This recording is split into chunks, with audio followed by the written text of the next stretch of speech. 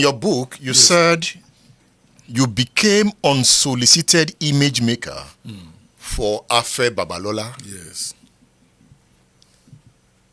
This was the same Afe Babalola that did not contribute to the formation of the news. You know, interestingly, I do not.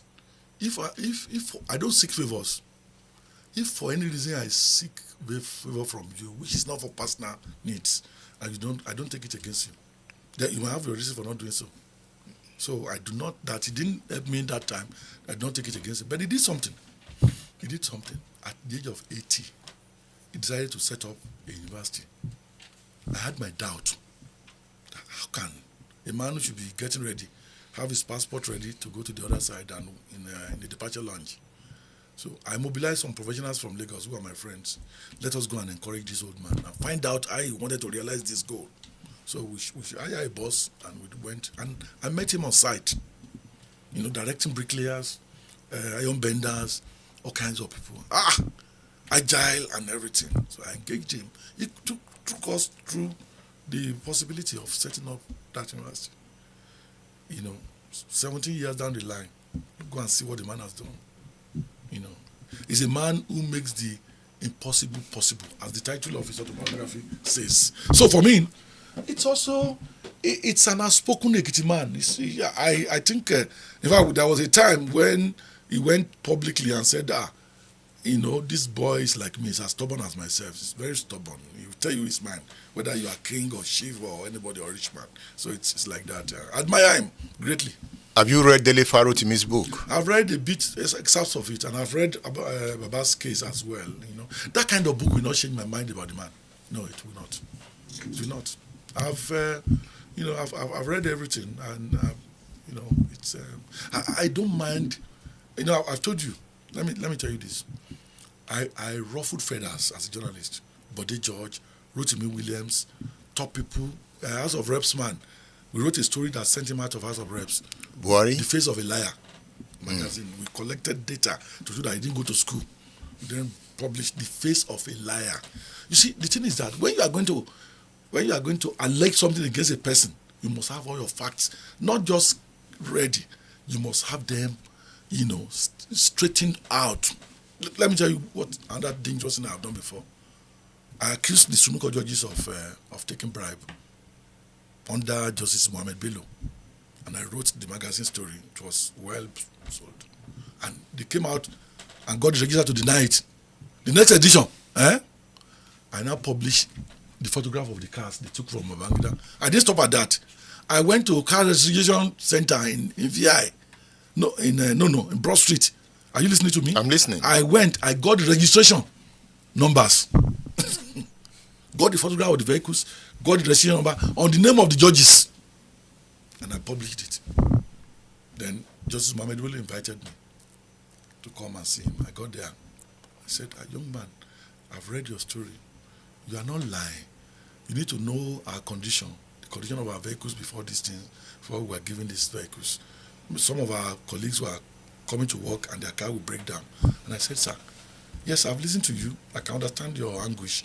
But don't you have budget in the Supreme Court to buy cars rather than taking the car from a military ruler? Having taken a car from him, can you rule any case against him? He then looked at me. He said, you are right, young man, but let the sleeping dog lie. You had your evidence. Yes.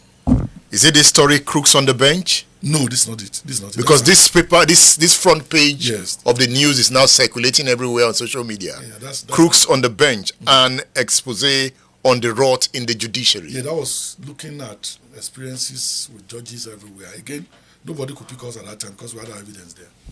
So Dele Farotimi has wrote about the criminal justice system. I don't want to go to this case is sub judice, and Afe Babalola is my uncle. So I don't want to get involved because I have my biases. I don't want to spoil anybody's case, you know. So I've tried to avoid it. I've talked to Baba one-on-one, you know. This morning I still spoke to Femi Falana, you know, and we discussed this and, you know, what strategy can we adopt to resolve this matter. So I don't want to go into all of these things, you know. Will I say Baba is wrong or will I say the guy is wrong? You know, but all I can affirm, the Afe Babalola I know, is a man who's very ethical. You know, He's a straightforward person, very stubborn. He will tell it as it is. And when I met him, he tried to convince me about that case. He was not involved. He never went to court for once on the case that defamation is anchored.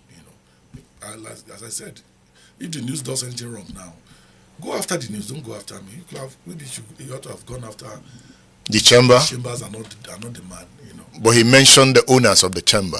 Yes. Again, if Babalola dies tomorrow, 10 years time, you have an issue with the chambers. We used to mention the name as being responsible. The man has put all his attention on the university. He lives right within the campus. He abandoned his house in town, live on the campus. He goes to work every day, even now.